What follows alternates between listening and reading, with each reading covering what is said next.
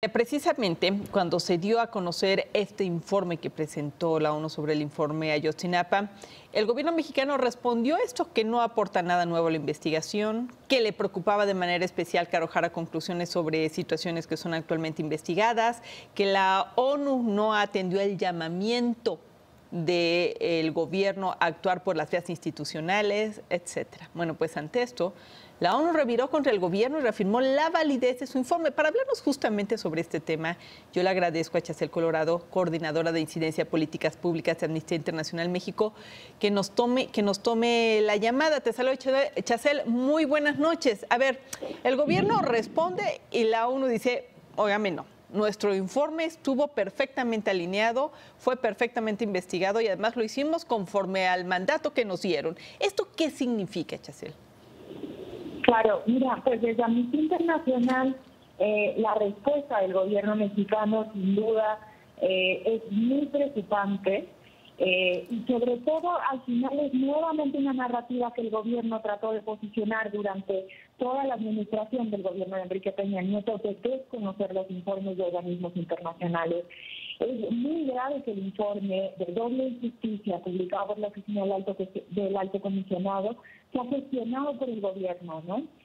Y sobre todo se ha cuestionado cuando se habla de violaciones graves a derechos humanos y de que hay fuertes elementos de convicción, ¿no?, para considerar que al menos 34 personas detenidas, que durante la etapa de investigación fueron torturadas y fueron detenidas arbitrariamente.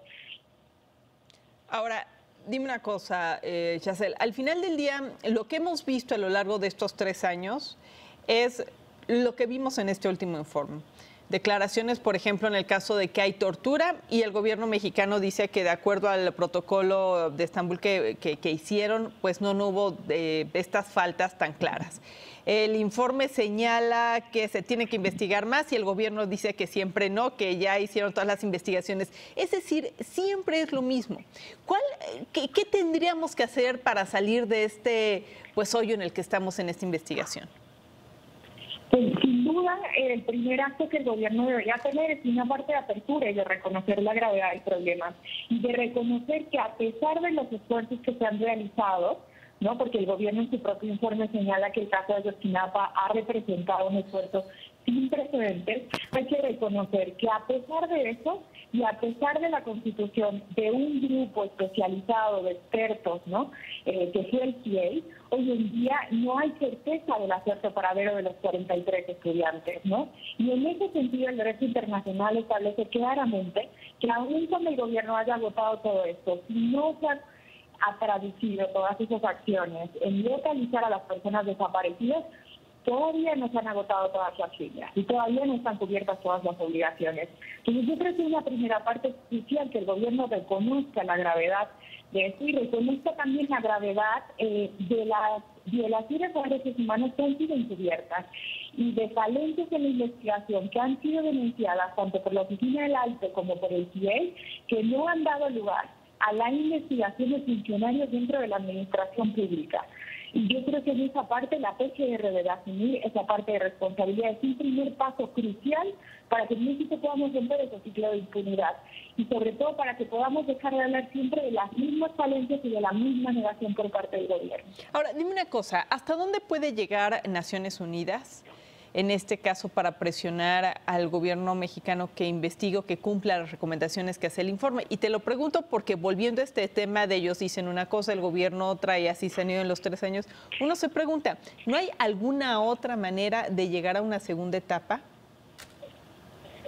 Mira, pues en el marco del acuerdo que se ha firmado entre la Oficina del Alto Comisionado en México y el gobierno, digamos que los primeros mecanismos se quedarían en una parte de Venecia. Sin embargo, hay otros mecanismos que México, digamos, en los cuales se ha obligado a partir de la ratificación de ciertos tratados internacionales, digamos, que obligarían al gobierno mexicano a dar respuestas en otro sentido. Y yo creo que un buen espacio para poder hacer esta evaluación de la actuación del gobierno mexicano sin duda va a ser también la sesión del examen periódico universal que tendrá México en noviembre de este año ante el Comité de Derechos Humanos de la ONU.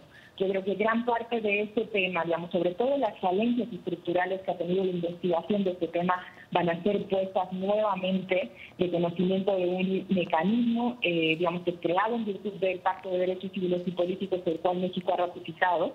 Y en este marco de la evaluación del examen periódico universal, pues será otro espacio en el que la Oficina del Alto Comisionado, pero sobre todo el mecanismo de Naciones Unidas, puedan volver a poner en la mesa estas violaciones, pero sobre todo las obligaciones del Estado en materia de investigación, acceso a la justicia, y verdad y reparación a las víctimas.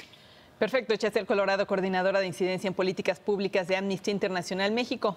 Te saludo, te doy las gracias por habernos tomado la llamada. Buenas noches. Al contrario, bien, buenas noches. Hasta luego. Hasta luego.